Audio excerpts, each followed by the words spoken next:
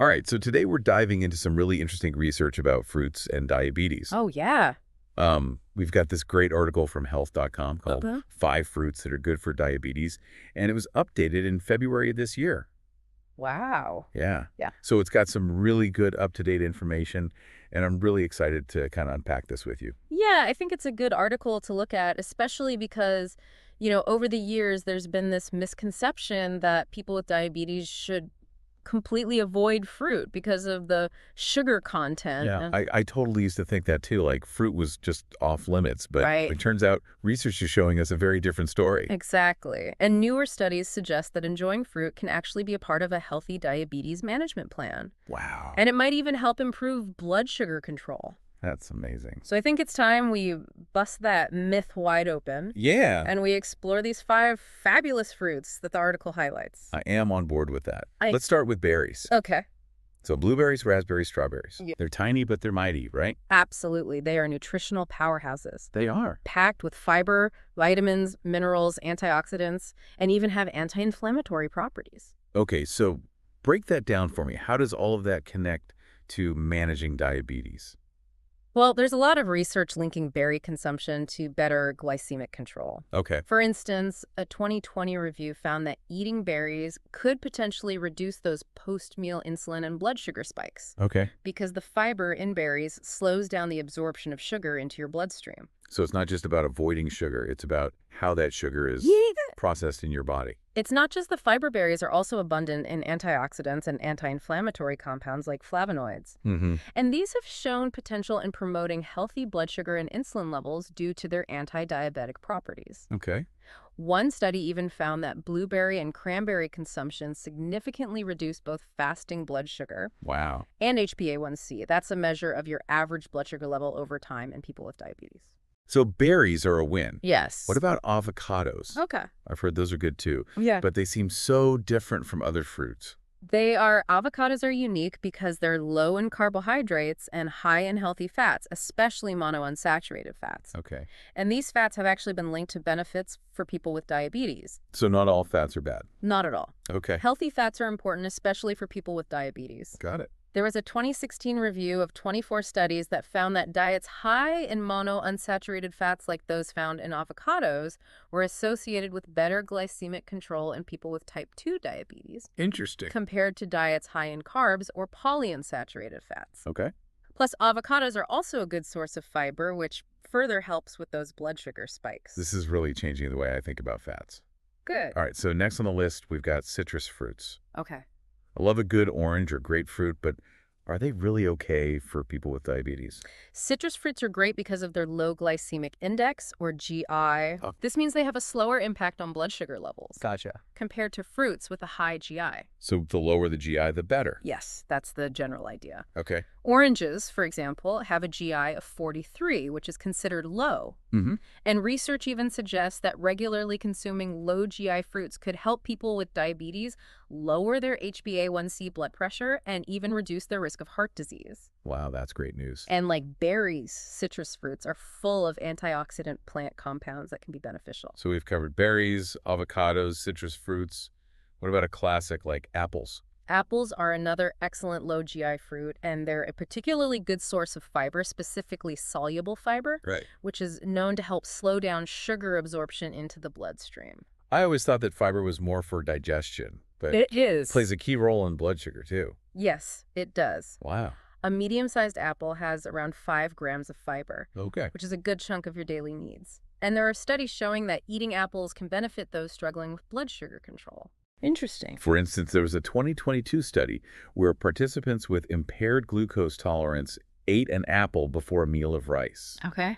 They experienced significantly reduced blood sugar spikes Wow. compared to when they ate the rice before the apple. So timing matters too. Yes, timing does matter. Fascinating. Okay, last but not least, pomegranates. Yes, They seem to be all the rage these days. they are. But what makes them stand out for diabetes management?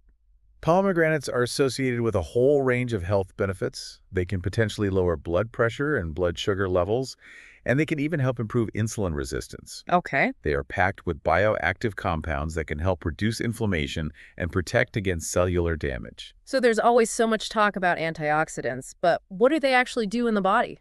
Antioxidants protect your cells from damage caused by free radicals, which are unstable molecules Okay. that can contribute to various health problems, including diabetes complications. So they're like little warriors. Think of them as little warriors fighting to keep your cells healthy.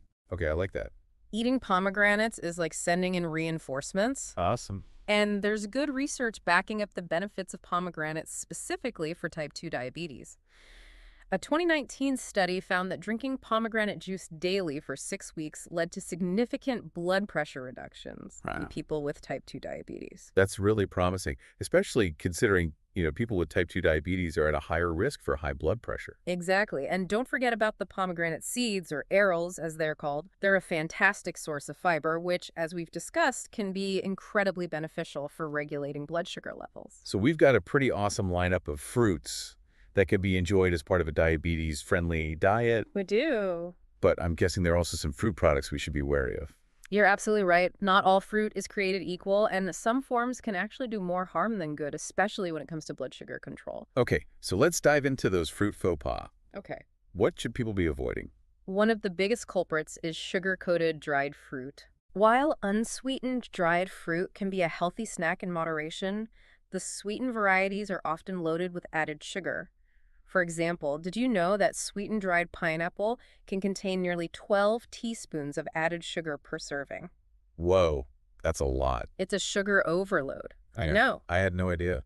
And it's not just dried fruit. Canned fruit in syrup can also be surprisingly high in added sugar. So even though it's fruit, it's not necessarily a healthy choice. Exactly. You have to be mindful of the added sugars in syrups. Okay. And of course, we need to be mindful of fruit-based desserts like sorbet and fruit pops. Right. Those tend to be high in added sugar and carbs. And what about fruit juice? Is that a good way to get your daily fruit intake? While a small glass of 100% fruit juice every now and then is fine, Yeah. you don't want to make it a habit. Mhm. Many fruit juices are loaded with added sugar and carbs, which can have a negative impact on blood sugar control. Okay, so fresh fruit is definitely the way to go. Yes. But with so many options, how do we know how much fruit is the right amount?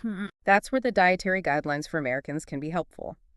They recommend adults consume 1.5 to 2 cups of fruit per day. That seems doable, but I imagine individual needs can vary, especially for people with diabetes. Absolutely.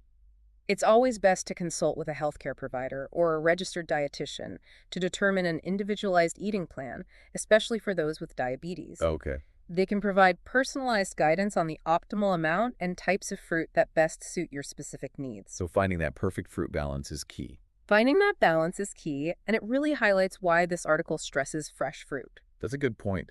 They really seem to emphasize fresh over processed, right? Yeah, they really do. And there's actually a fascinating study that backs that up. Oh, really? Yeah, it was done in China, and it looked at over 19,000 people Wow. with type 2 diabetes. Okay. And it found that those who ate more fresh fruit actually had lower fasting blood sugar and HbA1c levels. So the more fresh fruit, the better the blood sugar control. It seems that way, and the results were actually quite impressive. The study also found that those who ate fresh fruit 5 or more times per week had a 30% lower risk of poor glycemic control compared to those who didn't eat any fresh fruit. That's a pretty big difference. It is. So it seems like, fresh fruit could really be a valuable tool in Yeah. managing type 2 diabetes. Absolutely. So we know fresh fruit is good, but how do we actually incorporate it into our daily routine? Right. Like any practical tips? Well, one really simple yet effective strategy is to pair fruit with protein-rich foods. Okay. This helps stabilize blood sugar levels and prevent those energy crashes that can sometimes happen after eating sugary snacks. I think we talked about this earlier with the apple and almond butter example. Right, exactly. What are some other winning combinations? Well, the protein slows down digestion, Okay. creating a more balanced partnership with the natural sugars in the fruit. Fine. So you could try berries with Greek yogurt, a sliced pear with a hard-boiled egg, or even a grapefruit half with some cottage cheese. Those all sound really good. Yeah. It's amazing how something so simple can make such a difference It is. in blood sugar management. Yeah.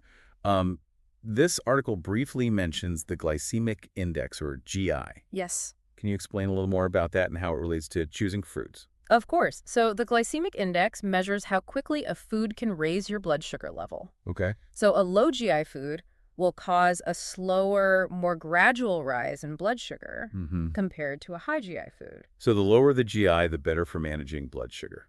Generally, yes. Hmm. And most fruits actually have a low GI, which is why they are suitable for managing diabetes. Okay. But it's interesting to note that the GI of a fruit can actually vary Really? depending on its ripeness. Oh, interesting. So less ripe fruits have more starch and take longer to digest, which results in a lower GI. So like a green banana would have a lower GI than a ripe banana? Exactly. I have no idea. But while the GI is a helpful tool, it's important to remember that individual responses to foods can vary. So pay attention to your body. Yes, always listen to your body.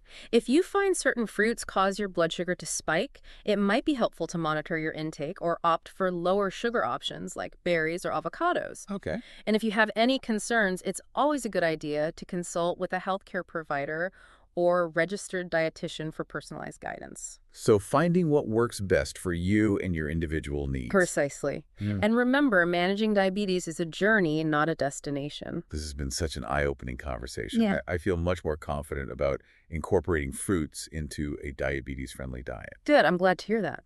But before we wrap up, Yes. I'm curious to get your take on something. We've been focusing on specific fruits. Right. But what about the bigger picture? Okay. What are some key takeaways for our listeners when it comes to fruit and diabetes? Well, I think one of the most important takeaways is that fresh fruit can absolutely be a delicious and healthy part of a diabetes-friendly diet. Okay. It's all about choosing the right types of fruit, being mindful of portion sizes, and incorporating them into a balanced meal plan. It seems like fresh fruit is always the best choice over processed options that are loaded with added sugars. Absolutely. And don't be afraid to experiment. Yeah. Try different fruits, pair them with protein or healthy fats, and find what you enjoy most. I love that advice. Yeah. It's about making healthy eating enjoyable and sustainable.